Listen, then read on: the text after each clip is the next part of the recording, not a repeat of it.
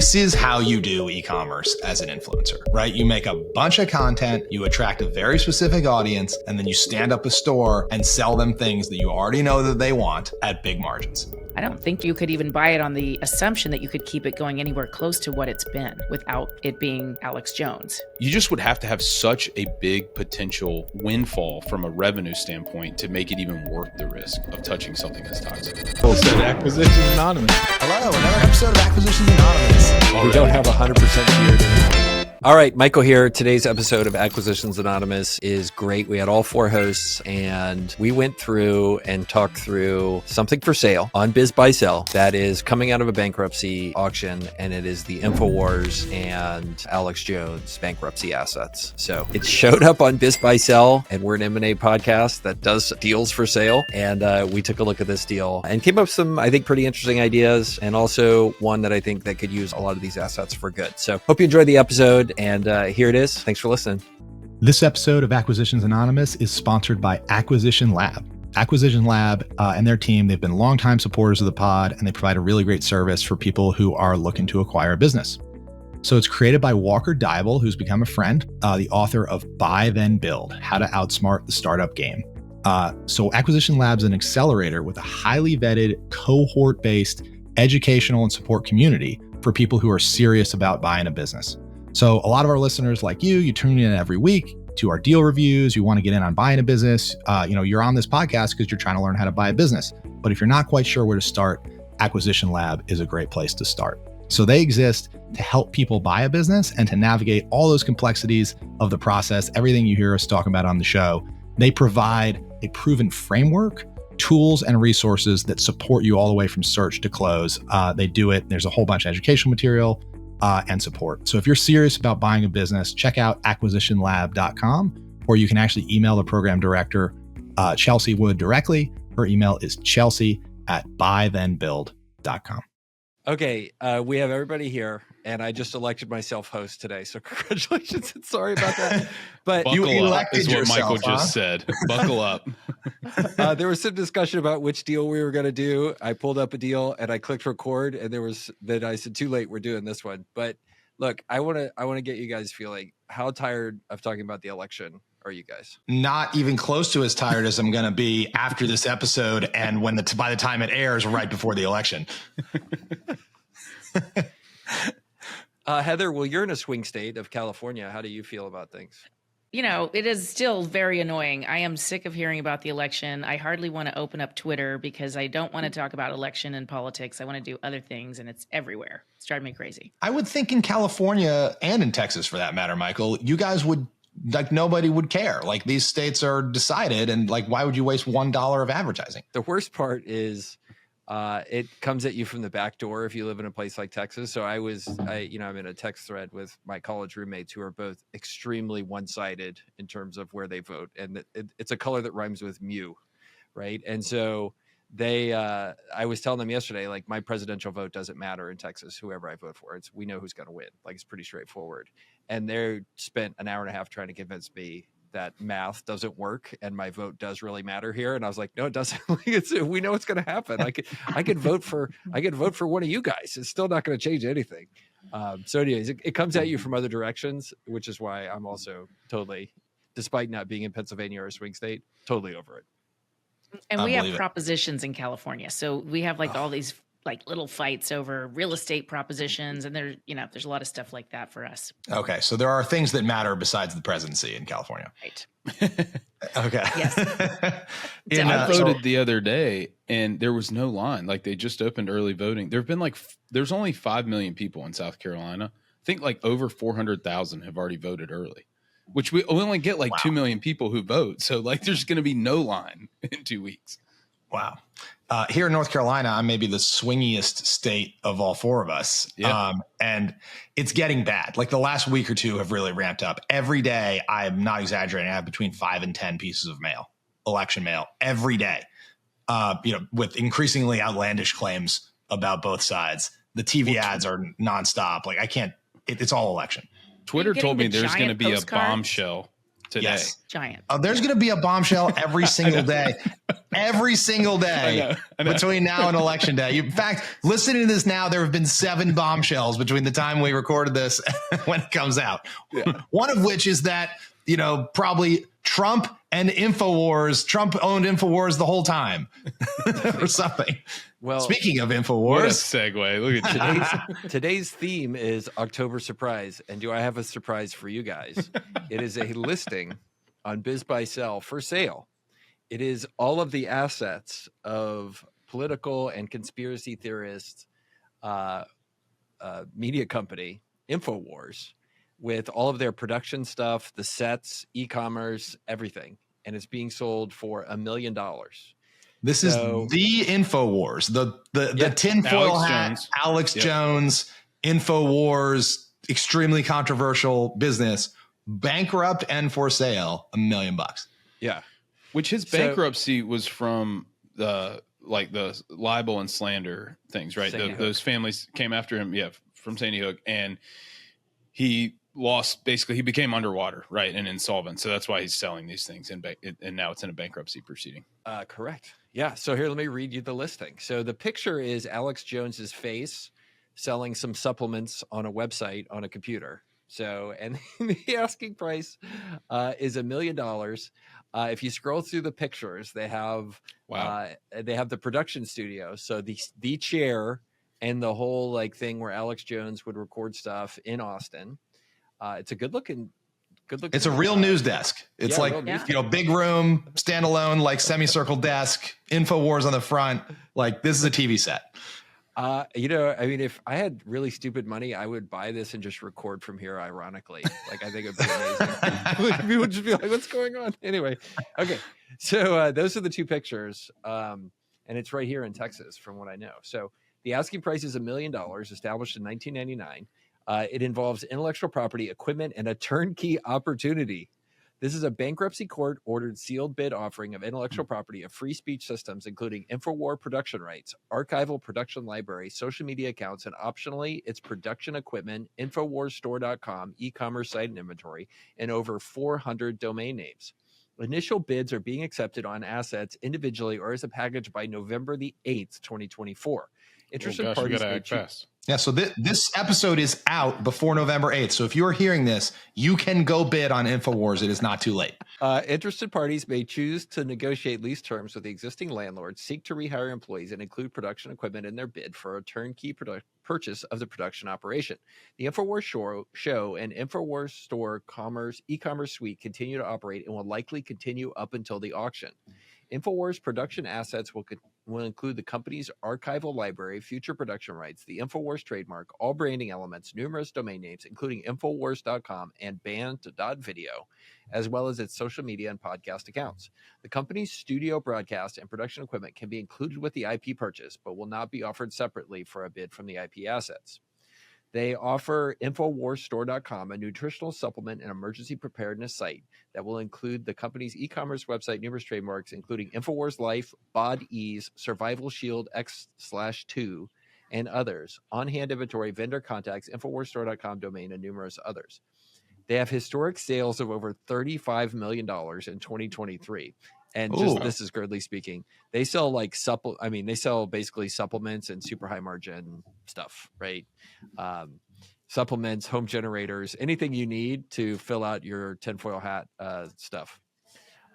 There is a listing here for the broker, 360 Assets Advisors, all production and company owned vehicles, including a Teradyne armored truck and RV. What? Not sold along with the intellectual property sale will be sold at public sale on December 10th. Note, $1 million does not represent an asking price, but rather an expectations that offers are likely to come in at or above this number. All offers must be submitted through the process on 360's website. The assets will ultimately be sold after review of offers submitted and a possible round of competitive bidding. And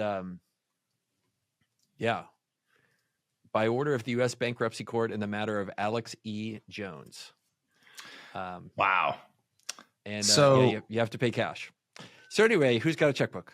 Wow. So starting bid's $1 million. So let's recap what we've got here. We've got an e-commerce store doing $35 million in sales in 2023, which by the way is not an election year.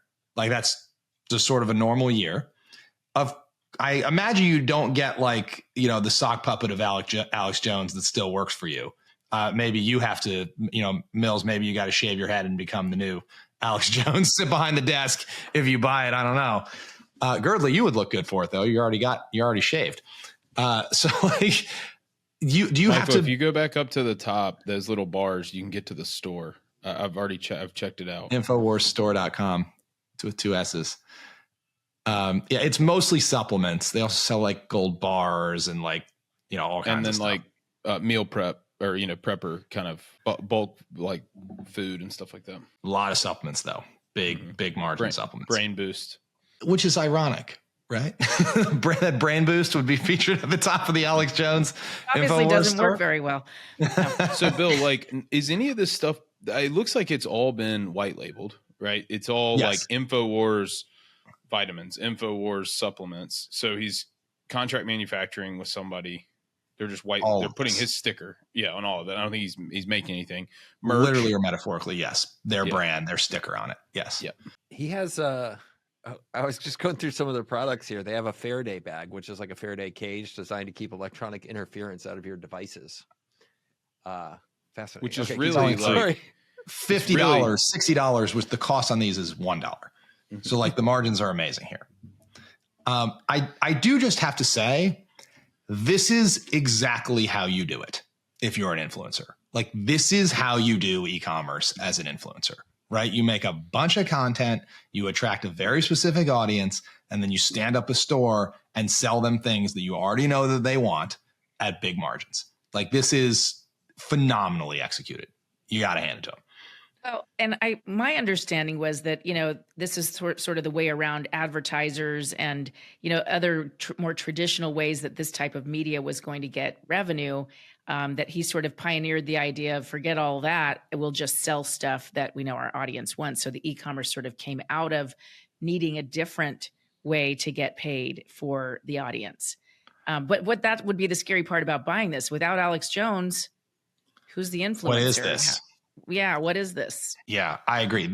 That's the huge question mark, because I mean, I'm assuming you don't get Alex Jones, right? Like he's not going to, but I mean, that being said, it says he's still recording, right? Till the end of the year, so like till the time of the bids, it sounded like, and it probably is controlled by the bankruptcy court, and possibly he, you know, is going to be careful about how much he earns, because anything he earns probably goes towards the settlement as well. So that I think that would probably be sort of the challenge there. So is there a deal? I'm not intimately familiar with how or what type of bankruptcy they're doing and how it's working in their process. Is there a deal here where you can get Alex Jones, where, you know, you win the bid simultaneous to, you know, signing a deal with Alex Jones where he gets 50% of Nuco and you're off to the races? I mean, is that possible? Fully satisfies the amount owed. It's $150 million lawsuit. Yeah. That was brought against him. And so then Free Speech Systems filed for Chapter 11 bankruptcy. And then in June of 2024, the bankruptcy court appointed a trustee and an emergency stay to sell, shut down, and liquidate Infowars. So they say that you're getting like the backlog, right? All the historical content, but also Infowars has been banned from like most of the social media outlets. Like even PayPal was cutting them off, like Twitter cut them off, Facebook, YouTube. So I'm curious, like, I wonder what that line is like. Could you say you're really buying all the Infowars IP, even if you theoretically could get him on board? Is there even any residual value to like the legacy brand channels from a social media perspective? You may still get traffic to the website. Absolutely. But how is he going to continue to like disperse the message to drive traffic? So that's a good point, Mills. Maybe I forgot how thoroughly deplatformed this guy has been. I mean, this guy has been canceled super hard by every major social media platform, every major search engine, every major payment processor. I mean, brutal. So maybe there's some version of is Infowars without Alex Jones replatformed? But like, you've got a pretty uphill battle to convince YouTube to unban the Infowars YouTube channel just because, hey, I swear Alex Jones will never be on it again. Mm-hmm. YouTube probably goes, I don't need that noise. No, thank you. Like, we're just not messing with it. Right. There's a million other conspiracy theory channels. We don't need this one. Goodbye. Mm-hmm. So what is there licensing? Like, could you buy this IP and the old content and like license it into like some kind of syndication? Like, would someone pay you for access to the back catalog? And then, I mean, also, like, you open yourself up, right? He said, I don't know all the things he said, but he said some things that are incredibly, hurtful. And he said some things that earned $150 million judgment against him. So, right, if you become the legacy owner of these, is there, and I don't know how this works from a liability standpoint and kind of the long tail of liability, but, if you buy a contaminated piece of land and it's listed as a Superfund site and you don't, do your due diligence and you don't make the remediation prior to purchasing it, you're liable for the contamination that somebody did 100 years ago on that land.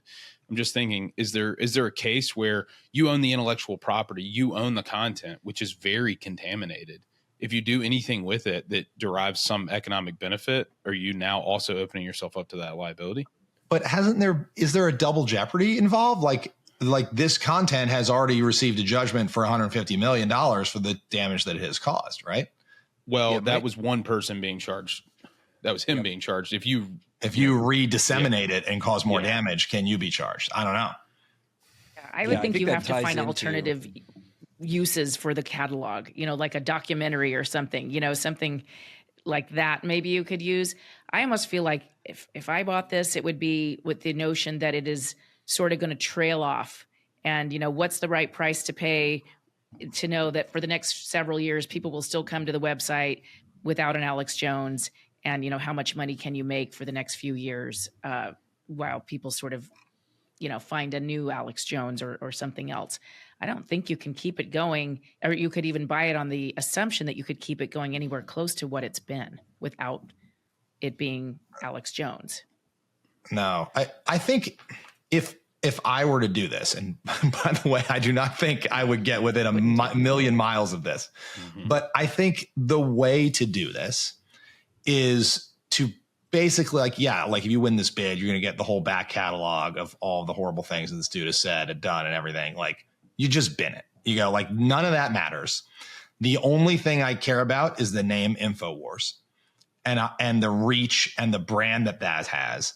And it's like buying the Daily Show, but you don't get Jon Stewart. But you like relaunch the Daily Show, right? And you relaunch Infowars and you target it at a similar audience, but you have nothing to do with Alex Jones, and your new talent can't be so absolutely insane.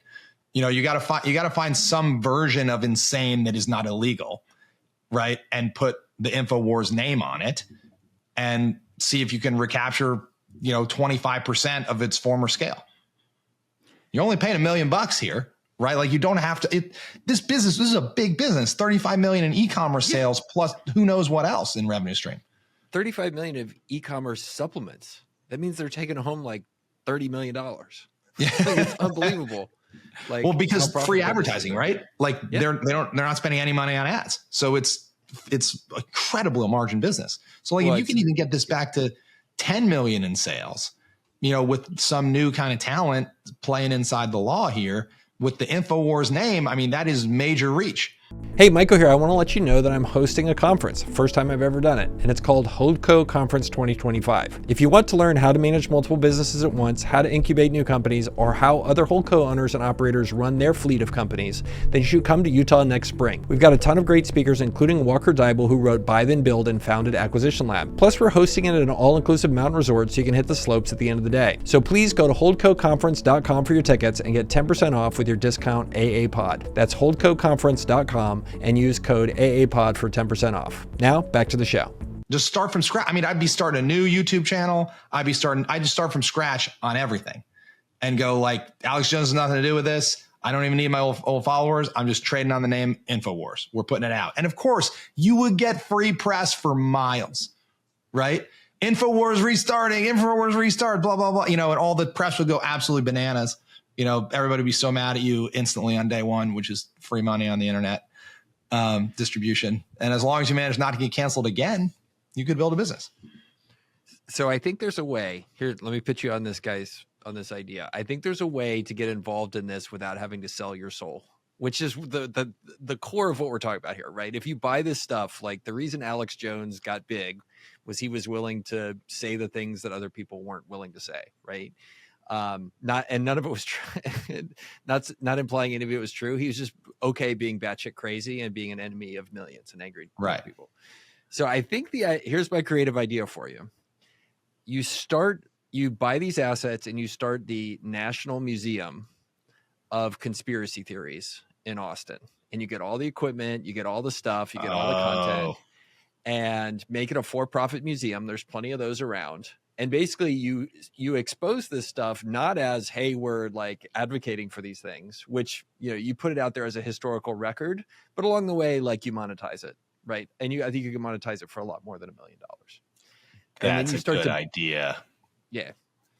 So this is actually tied to an idea of something I wanted to do like 15 years ago, but I never did. There was a guy in San Antonio who had the world's largest collection of artistic toilet seats. Did I ever tell you guys about this? No. Yeah. Anyway, I would remember. 370 Is this guy's name Mitchell Schmerdley? 370 episodes in, I'm still pulling out new ones for you guys. So yeah, that's why this show can never end. So anyway, yeah, he was this old dude, and he had spent like 50 years traveling the world. And back in the 60s and 70s, it used to be cool to have like designer toilet seats. Like my grandparents, they had these like weird toilet seats that they bought where they were like plastic, and somebody had put like a collection of coins, like pennies from around the world, in the toilet seat. So you would sit on the plastic. Like this is the thing. This is the style back in the 60s and 70s. So this guy had started to collect all these artistic toilet seats and had the world's largest collection of artistic toilet seats here in San Antonio. And he had done it all in his house, and he would open up one day a week, and you go to his house and like walk around and look at all these artistic toilet seats that were where people had put their butt on the toilet seat. He would put that on the wall. So you like walk around the house and you're like, okay, that's kind of weird, but it was amazing. Like, cause some of these things were really artistic and super cool. So anyway, the guy dies here in San Antonio. And at the time I was like, you know what I should do? I should buy this toilet seat thing and turn it into the toilet seat museum and bar and grill here in San Antonio. And like, it would be world famous, because who wants to go to a toilet seat museum? And yes, the answer to that question is everyone. And anyway, somebody bought it and turned it into a private collection, like in Oklahoma or something. So I missed the opportunity, but that was the idea. So I think you could do that. Anyway, that's the pitch. That's the pitch here with the Alex Jones stuff. All right, I did a little bit more digging on this, and it actually kind of gets more interesting. So, there's a trustee. It's 360 Asset Advisors. They're the like the trustee for the bankruptcy liquidation. So there's kind of it seems like there's some conspiracy brewing in the background. So Roger Stone posted a picture not that long ago sitting at the Infowars desk, and people were like, oh, maybe he's going to buy it and continue this on. Alex Jones even said, depending on the right buyer, I might be willing to be involved on this. He also has recently said, I think that this whole process is rigged.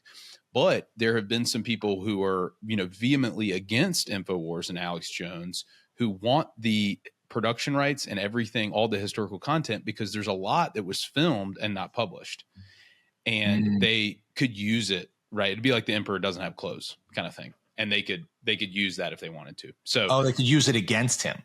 They could use it against him or guests, right, who had said things and like, hey, we can't hit that. Like we can't publish that we don't want that to. Oh, but it's on a hard drive somewhere. Yes. So there's like this whole, I think, probably value to this outside of the just direct economic benefit of selling products with this label. That is probably happening in the background. That's worth a lot more than, $35 million worth of e-commerce or something. That's a good point. Or even if just like you hate this guy, you want to buy it and just bin it. Just make sure it never sees the light of day and erase Infowars from history. Yeah. People spend a couple $1 million to do that too. I was just hoping we were going to buy the set and put our name on it, and we were going to do that. Acquisition wars. I was excited about that part. At least you can spell that. That would be much better. Yeah, we're switching to acquisition wars, deal wars. Let's dumb this down significantly. We'll go from Acquisitions Anonymous to deal wars. Deal wars. I Yeah. kind of like that, actually. The war room. That'll be the war We're room. too nice. And then we'll sell supplements. And Faraday bags. That help you have better clarity about deals. It's called a spreadsheet, right. by the way. Yeah. I think that there is no way that, this thing gets bought under any like traditional framework of acquisition, right? There's agree. nobody's thinking, past performance is an indicator of future results for this type of business for a bunch of different reasons. But even if you're like, hey, look, for some reason they have a ton of inventory. They mention, equipment and vehicles and production, and maybe there's some inventory sitting somewhere. There's just no traditional underwriting when it comes to something like this. And even if you felt, bold enough to consider all the risks that you could imagine, and then all the risks that you can't even contemplate, you just would have to have such a big potential windfall from a revenue standpoint to make it even worth the risk of touching something that's toxic. So toxic. Yeah. This could blow up all over your entire life. This has got to be so asymmetrically upside that 100x, 1000x. This has to be massive. I also, Mills, did some further reading. Apparently the judgment against Alex Jones is much larger than 150 million. It is $1.5 billion. Yeah. The court filing suggests that liquidation will be under $8 million, is what it says. So I don't even know if you're going to be able to get this thing free and clear. You're supposed to in a bankruptcy process, but I feel like on day 2, you get hit with 25 other lawsuits, even if they're frivolous, just because people hate Alex Jones so much. This is like the people who have these judges. This is the Sandy Hook families. This is just disgusting, right? Like you don't want anything to do with this. I've been scrolling through how much content is here, and these guys put out like stuff. It's basically BuzzFeed for conspiracy theories. And like, you have to imagine somewhere in the dark corners of this, there's at least, law of large numbers, there's at least one thing that somebody's going to sue you over, and you run the risk of, spending your whole life paying lawyers trying to defend yourself. Yeah. Michael, I like your museum idea. That is, I don't know that I'd open it in Austin. I'd probably open it in New York City. This is like tourist attraction, right? The Museum of Conspiracy Theories. Yeah. It's kind of like the Museum of Ice You could Cream. do something like, you don't even need a physical location because it's mostly content. I feel like you could sort of almost kind of take the documentary approach and just kind of break down all this stuff for people. And you could use AI to do it. There's some efficient ways to kind of parse through all this content, but I agree with that, like a documentary or a museum, something that sort of takes a different look at this rather than tries to continue it on. That would at least be less toxic, but still toxic, I guess. Can I just say, I find it hilarious that this is on Biz Buy Sell. Like, how in the world does this get listed on Biz? This is national news. Like, you Google this and it is on CNN. Like, this is a high profile court case. Like, the 360 asset advisors feel the need to post this on Biz Buy Sell to like drum up a little extra interest from morons like us. Like, this is a political football of a scale so far beyond Biz Buy Sell. It just cracks me up. Does Biz Buy Sell have other bankruptcy situations? I guess I've never looked for that there. I don't think, yes, not like as a matter of high volume. I have seen other distressed situations on Biz Buy Sell. And then that's what I got. I imagine these 360 guys, it must be part of their SOP just to post everything on Biz Buy Sell. And like the intern just didn't even think about it and posted Infowars on Biz Buy Sell. It seems like, too, reading about the process, there's like a bid, and then that determines whether or not you get invited to like the next meeting. Like, I don't think it's a hard bid auction. There's some info here about, basically this gets you to step 2, and then they're trying to select for the best possible buyer. This is a very convoluted process. One thing we kind of went past was they have vehicles as part of this, and one of them is a Teradyne armored truck, which is a 300,000 plus or minus vehicle that looks like a Hummer and a side by side had a baby, and that's what you get. like this thing's not messing around. So you could pay $1 million for this, and you could pay $1 million and get this $350,000 car. Well, you get the $350,000 car, and then I just noticed digging into the bankruptcy attorney's website, they also have a Winnebago. Oh, for bringing your show of conspiracy on the road. Don't ever want to go inside that Winnebago. Yeah. It is just crazy. It could be part of the museum, though. Great for the museum. I have friends that lived in Austin when basically Alex Jones was younger, and ran into him in different stuff because it's a pretty small town. And you're like, man, like what would cause somebody to turn into an adult like that? Well, it turns out when you're a young adult, you're also like that. It's pretty crazy stuff. Man, wild. This was interesting. I'm glad, Michael, you made us talk about this. Made us. We were forced. This feels like one of those deals, and I would challenge the listeners. This feels like one of those deals that, like there's that whole video. I don't. You guys have seen that video of Carl Icahn getting interviewed where he talks about firing 3 floors of people. You guys seen that? Yeah. Like just nobody can explain to him what they do after like 3 days, and he's like, "You're all fired." Yeah, it's like, what do you guys do? So much of business is just asking people first principles questions and then being like, okay, that doesn't make sense. But I think that this reminds me of that video to a great extent, because if you want to optimize your life for being like a 75-year-old who has some great stories to tell about business and to your grandkids and the people you mentor and all that kind of stuff, like the time you went after the Alex Jones bankruptcy assets and turned $1 million into $5 million would be perhaps the greatest stories in history. So I would challenge the listeners, if you want to have a real legacy, nobody's going to remember anything you do. They will remember this. So see if anybody can make this happen, we will happily welcome you to the podcast to tell us what happened if you made a bid. Unless your name is Alex Jones, in which case you are not invited on the podcast. Don't you think though there's a really high likelihood that we have no idea what actually ends up happening with this? Oh yeah, I imagine. Well, I don't know, but it might be disclosed as part of the bankruptcy process. I think to a certain degree it will, but like if you fast forward, like this is going to go into a black hole somewhere, and like I just think that it's one of those things that is making huge headlines right now, and then it's going to completely fall off the radar because it's not going to be as in your face probably. All right, let me throw this out to you guys. Price is Right strategy on this.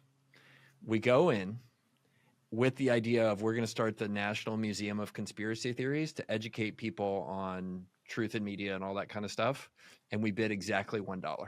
Then you take and you go sell all these assets. I mean, this vehicle is probably worth $150,000, $250,000. The Winnebago, you can get 6 figures for it, and we use that to fund getting the museum started. But you don't try to compete on price. We just compete on what we're going to do with this stuff, which is we're going to use it to do good. And the crazy thing about bankruptcy court, first of all, I've never been there, so don't go there. The craziest thing is that I don't know anything about it. But I've talked to a lot of people about it, unfortunately. And it's basically the wild, wild west. Like normal court, like the judges have rules they can do and all this kind of stuff. In bankruptcy court, it's basically the closest we get to dictatorships in the US, right? The bankruptcy judges have the ability to just be like, okay, you're getting this, like lots of latitude there. But because of that, and because like the reason this is all happening is because of what this guy did to those families, like we maybe could win by offering a better outcome for all this stuff that is for the public good, which is the conspiracy theory education stuff. And you could win with $1 and get the assets to fund it. So anyway. My only concern with what you just said is you said we. You will be great at this. You have so much free time, Mills. No, I think there is something kind of cool about that, Michael. I think that might be the highest and best use. Truly. And if there is some latitude the people who he owes money really hate him. And so if there is some version of this where they go, this is going to be neutralized and not going to continue, maybe can they pick the not high bid, or do they have to go with the high bid? Yeah, there's some notice in the bankruptcy documents that it does not have to be the high bid. And who better as a front person and person to manage all of this than a person from extremely blue liberal California with a pretty female face and a disposition? Like, who do we know that's kind of that way, knows a lot about finance? really Yeah, that would be successful in perfect. life, maybe a banking background. Maybe we find No, somebody like no. that. Not interested. I don't even want to watch one of his videos. You don't want to. Speaking of watching those videos, Michael's ads are going to be a dumpster fire. All of his retargeting. Michael just spent 30 minutes scrolling and clicking Infowars.com and Alex Jones for this episode. So may God have mercy on Michael's feed. You had to see me grimace when I was clicking through this, because that was the moment I realized. I was like, "Oh, I'm so screwed." Down the rabbit hole. Screwed. You didn't do this in incognito mode, so you're being tracked. This is on the record. All the pixels have fired. You are tagged and bagged in the algorithm now. For the next 6 months, I'm just going to get Jordan Peterson advertisements trying to sell me his courses. This is going to happen. I'm so screwed. Well, good luck with that. This episode will be out pre-election. So hopefully this was interesting to you. I'm sure the fever is at an all-time high as you are listening to this. So do go vote. It is one of the awesome things we get to do as Americans. It's important, even if you live in California or Texas. Thanks for listening. Right now. Please don't cancel us.